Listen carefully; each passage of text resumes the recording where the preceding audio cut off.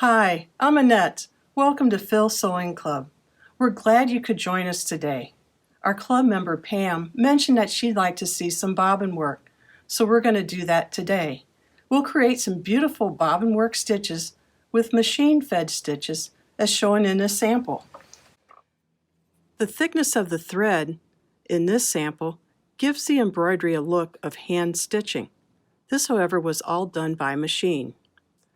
The one on the left, it was also done by machine, but it was using the regular bobbin case with regular embroidery thread. After we stitch a kitchen towel, we're going to switch it up and do some free motion embroidery. And that is really interesting. It really adds some nice texture to your projects. The next video, part 2, will be a continuation of this one. It'll feature bobbin work done on an embroidery machine in embroidery mode. That means using a hoop and doing it with the machine with specific stitches that are designed to do bobbin work. If you're new to sewing and this all seems a little bit overwhelming, stay tuned. We'll have more basic videos coming very soon. Let's have some fun. Let's get started. There are a few items you will need for bobbin work. One is the gray bobbin case, which is the bobbin work case. You will need an empty bobbin to wind some decorative thread on it. There are lots of different threads that you can use for bobbin work. Ideally, you want a thread that is a little thicker than normal, something that wouldn't necessarily go through the eye of the needle, which would be too thick to stitch with. This is a Robinson Anton embroidery floss. It's a 4-ply thread, very thick and will work perfect for bobbin work. You will also need a sewing thread for your needle. This should be a lighter weight thread and should be a color to complement the bobbin thread. You can also use a monofilament thread. First step is, let's wind the bobbin.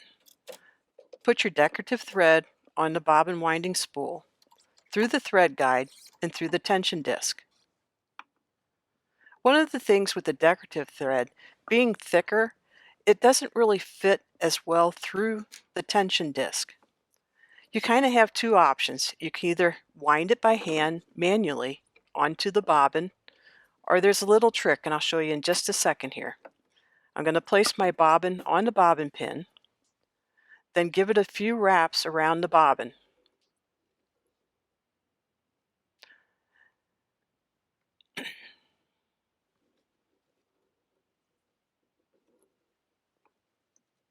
You want to make enough wraps around the bobbin so that it's held securely. Then I'm placing it down into the bottom and cutting the thread. Engage the bobbin winder. Before you begin to wind the bobbin, make sure that the speed is set to the slowest setting. Press start and let it wind. You see that I'm holding the thread between my fingers. The reason for that is the little tension disc to the left. The thread is so thick it likes to jump out of that without having that extra tension. The thread is a little heavier and allows that tension disc to open up. This prevents that from happening. Remove the bobbin and trim it. Since it's a heavier thread, it's a good idea to just cut it with the scissors. Let me show you how to install the bobbin case. We will also need to take off a portion of the needle plate. Before we do this, there's a safety feature on the machine that we can turn on. That is the presser foot needle exchange icon.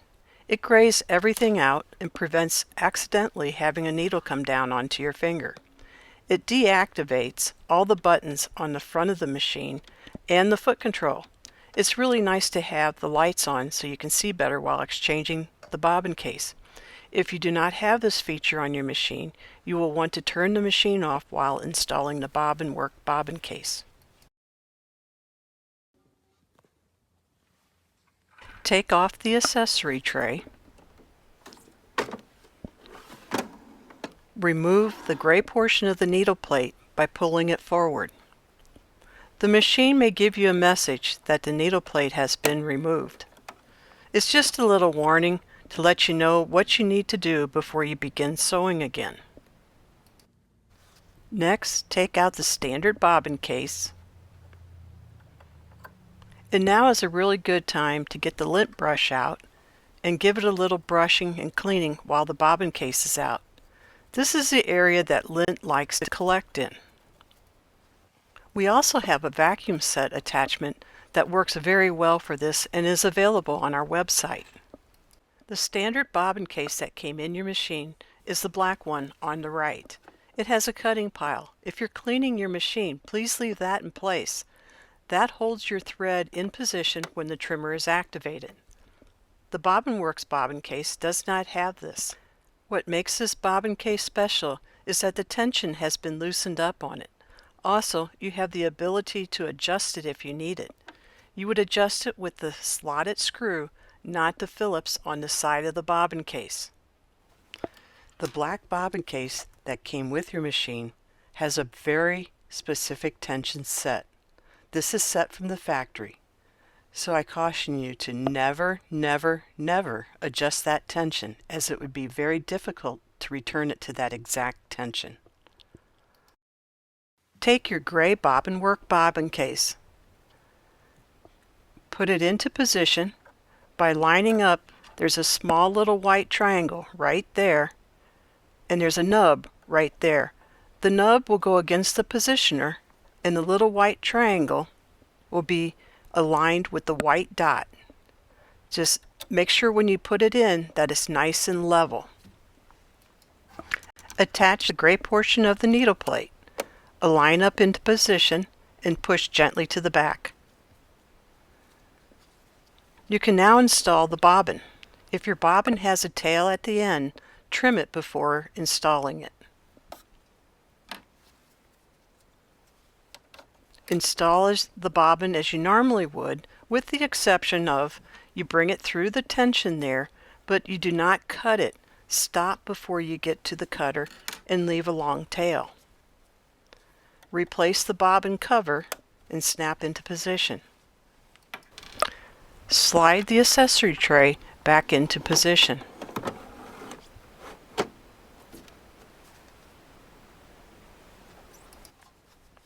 Next, we'll attach the end foot.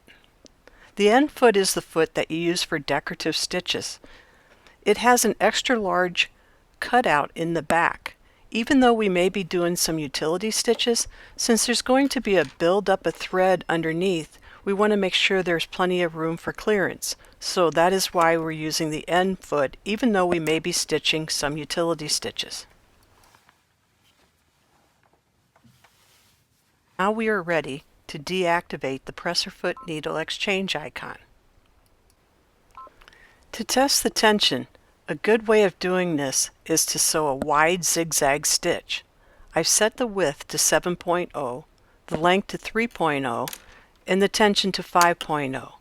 Actual recommendation for tension for bobbin work is between 6 to 8, but I want you to see how this looks when the tension is a little bit on the light side. My test sew, I'm using a piece of blue denim. I've attached a piece of shape flex to the back side of the denim. The front side of the denim is actually facing down. Two of my favorite buttons on this machine is the needle up, needle down button. One press sends the needle down, the next press raises the needle. And the presser foot lifter button. With a push of the button, the foot is automatically lifted. Bobbin thread needs to be pulled to the top of the fabric to eliminate knotting and tangling underneath. To do that, grab your upper thread in front of the needle and the tail that was before the needle and gently give it a pull through the fabric. It actually, with this thicker thread, takes a little bit of a tug, but just be a little gentle, and then you have to kind of decide which side is the part not connected to the bobbin and continue to pull that one. The last thing that I like to do before I start stitching the bobbin work stitches is to loosely attach a piece of painter's tape over my trimmer button. This serves as a reminder not to use that button while I'm doing bobbin work. With bobbin work, you're using a much thicker thread. The thread trimmer is not designed to cut that heavy of a thread, and what will happen, it will cause a jam in your machine. After I drew the bobbin thread up to the top, I left an extra long tail, approximately 6 inches long. This will give me ample room to make a knot and tie it so it doesn't fray. At this end, you can just remove the fabric, and again, I'll leave approximately 6 inches. To finish the threads at this end of the fabric, they would be put through an eye of a needle and drawn to the back side of the fabric, and then you can tie your knot. Test to see if your tension is correct. Look at the points of the zigzag.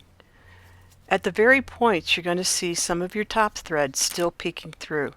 The idea is to draw it up a little bit tighter, so I'm going to raise the tension just a little bit more. Your next step would be to gradually raise the tension. I have, however, tested this and found that 7.4 seemed to be the perfect number.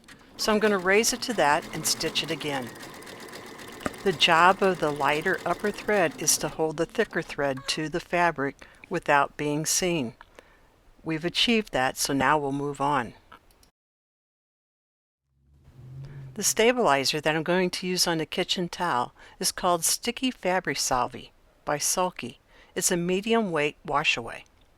These sheets are 8.5 by 11 inch. They work perfect in a laser printer or inkjet. For this project, I don't need a wide piece, but I need a long piece, so I'm going to find the center and then cut it in half. I'm using a friction heat erasable marking pen. I'm marking this on the stabilizer, so it will actually disappear when I use water to remove it later. However, if I do get any on the fabric when I'm marking, it will go away with an iron.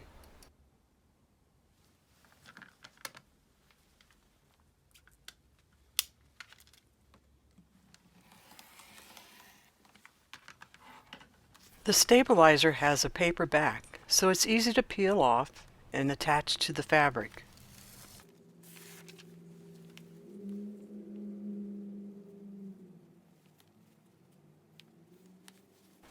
The second piece I'll cut to length.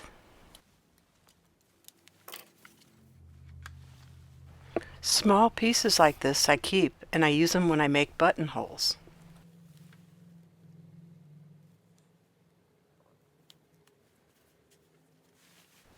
What I really like about this stabilizer is if you don't get the placement correct the first time, you can remove it and reposition it.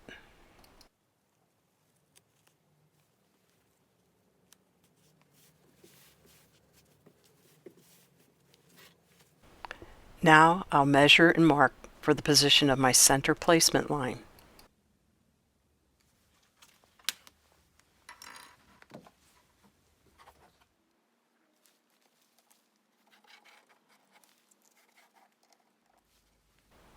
The last line I need to mark is the start and the stop line. I like to mark these lines because it's a nice crisp line and it's good visibility when you begin to stitch and when you end your stitching.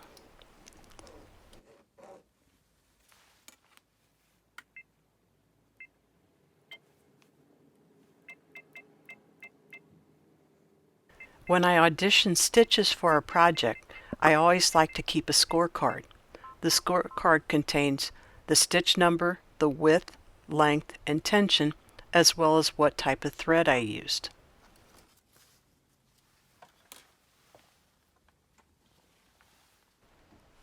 After aligning the thread through the thread guides, a simple push of the button brings the thread through the eye of the needle with the automatic needle threader.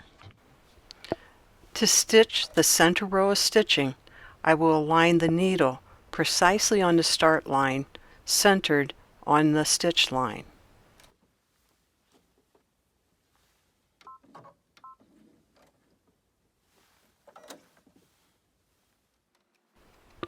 Draw up your bobbin thread and then reposition the fabric directly over the stitch line again, just as you have done before. The reason we draw up that bobbin thread is that it doesn't get tangled and form a knot on the back side.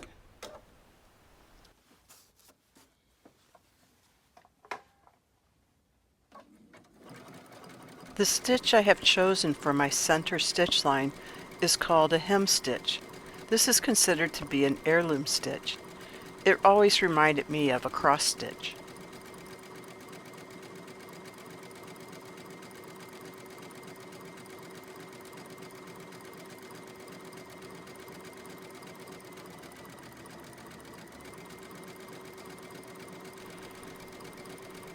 When you're stitching, the best thing is to let the machine do the guiding of the fabric.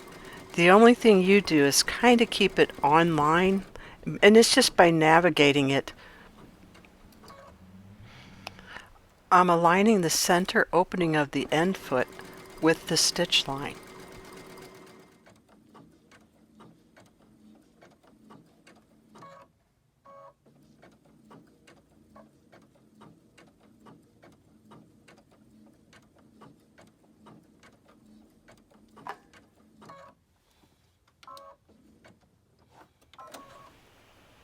When you have completed the row of stitching, pull out a good length of thread, leaving at least a 6-inch tail. You use this thread later to draw it to the back of the towel. This is the fun part. You see the thin threads on top while stitching, and then you see the beautiful thick threads underneath. Recreating the stitch that I made previously on my addition card is easy. I just pull up the recipe and put the numbers back in the same as they were before, and I'll get precisely the same stitch. For easy placement, I'm going to use the Babylock border guide foot. One is available for FAF machines too, which is called the multi-line decorative foot. The border guide foot also has a cutout similar to the end foot, allowing for the threads to pass easily underneath. For each row of stitching, you repeat the same process as the first. You line it up at the start line, and then you position it over the line on the foot that you want to use as your guide. The big bold red line on the foot makes it very easy to keep it straight on the stitch line.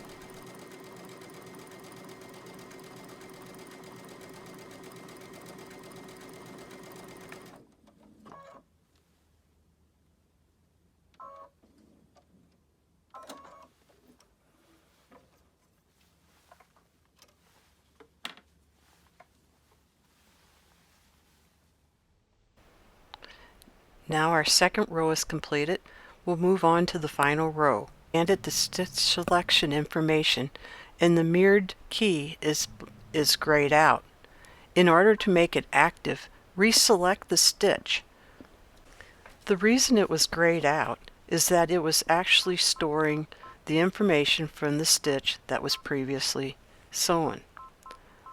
Once you start sewing a stitch, then you cannot alter the mirror of the stitch.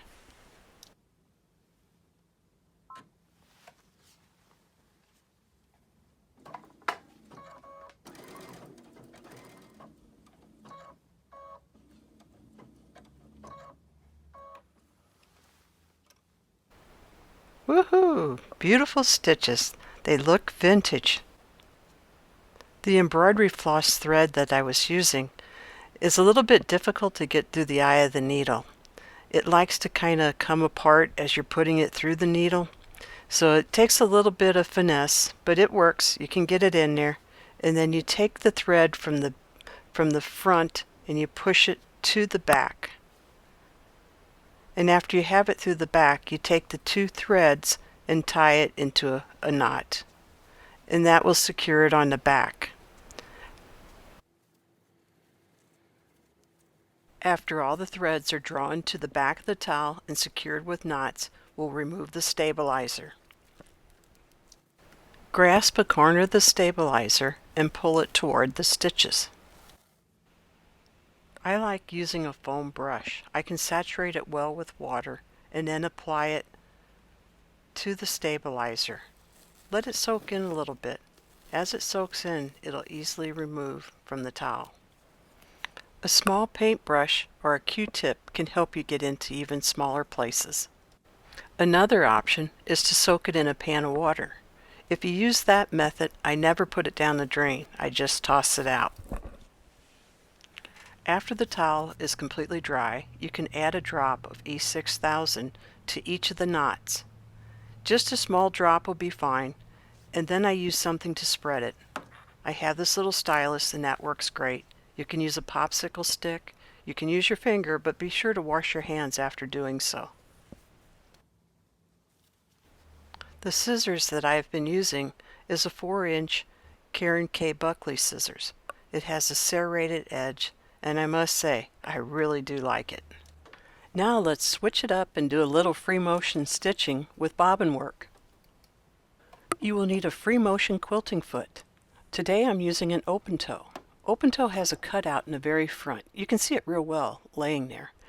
This gives you great visibility to see your stitching. Loosen the screw that holds the shank onto the machine. Loosen it just enough that you can finish turning it with your fingers.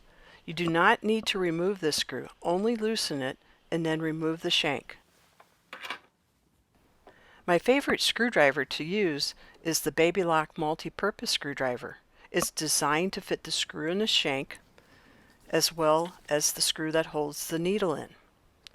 You can pivot it to a 45 and use it to remove the needle plate screws.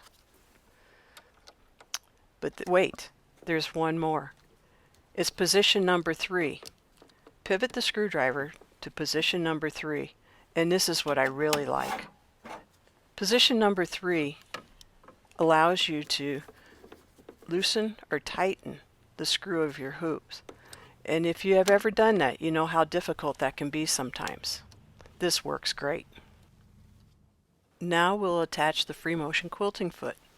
We'll set the screw tight using the screwdriver. On the Babylock aerial, it has a special button for free motion. Just press that button and it puts the machine into free motion mode. It automatically lowers the feed dogs. When stitching bobbin work, we have the top of our fabric facing down.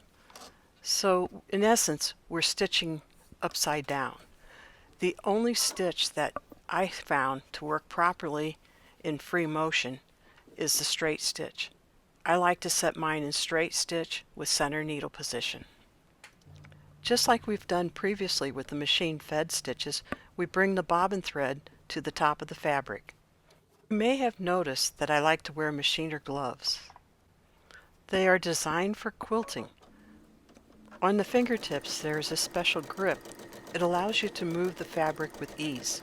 I found that I like to wear these gloves while doing my regular sewing as well. They allow me to pick up pins and threads or tie knots much easier. Let's give the tension a good test.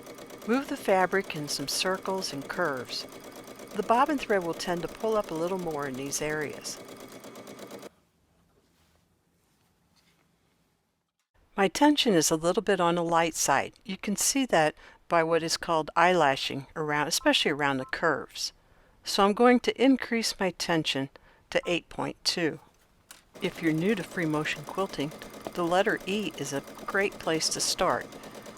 Do it upright and continue across the row, and then on your next row do one upright and then upside down, and you get a nice little pattern.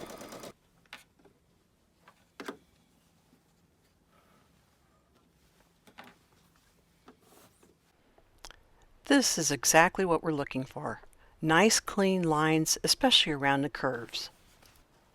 If you find it easier to follow a line, you can certainly draw on the sticky Fabri Salvi, the stabilizer we used earlier.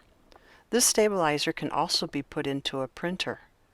Keep in mind, if you are doing a name, it needs to be printed in reverse.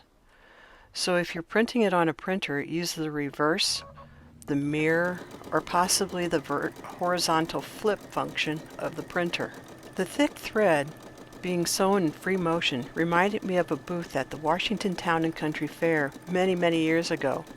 The gentleman had a booth and he was selling felt hats, and he would stitch your name in free motion while you waited. It was fascinating to see him do that. He was so good at it. Possibly you remember that too. I hope I've inspired you to do some bobbin work. We would love to see your projects too. Some of the Babylock machines come with the gray bobbin work bobbin case. Otherwise, it's available as an option for most Babylock machines. For the FAF machines, it's usually an option. If your machine has a metal bobbin case that loads from the front, you can still do bobbin work, but it would be highly suggested to get a second bobbin case just dedicated for that purpose. I would mark it with a little drop of fingernail polish so you always know that's the one you can loosen the screw on to adjust the tension.